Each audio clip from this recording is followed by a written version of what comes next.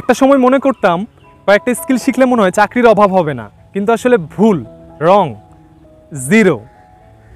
কোন স্কিলগুলো ভাবছিলাম হচ্ছে কম্পিউটারের বেসিক জ্ঞান থাকলে মনে হয় চাকরির অভাব হবে না, ইংরেজির বেসিক জ্ঞান বা ফর্মালি ইংলিশ বলতে পারলে মনে হয় চাকরির অভাব হবে না, এটাও রং। প্রেজেন্টেশন, পাবলিক স্পিকিং, বক্তৃতা এগুলো দিতে পারলেও ভাবতাম যে চাকরির অভাব হবে না, বাট এই জায়গাতেও আমি ভুল। তাহলে এই স্কিলগুলা কি সবই ভুল, সবই জিরো? না ভাই, এগুলো হচ্ছে সহায়ক। আপনার ভালো কোনো জায়গায় যাবেন, এগুলো হচ্ছে অনেক ক্ষেত্রেই আপনার জবের ক্ষেত্রে বা আপনার কমিউনিকেশনের ক্ষেত্রে অনেকটাই সহায়ক। তবে এই স্কিলগুলা আমেরিকান একটা বাচ্চা প্রি স্কুলে শিখে ফেলে। আমরা তাহলে কত পিছিয়ে আছি দেখেন।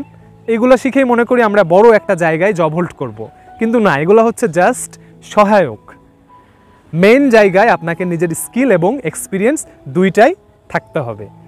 ধন্যবাদ।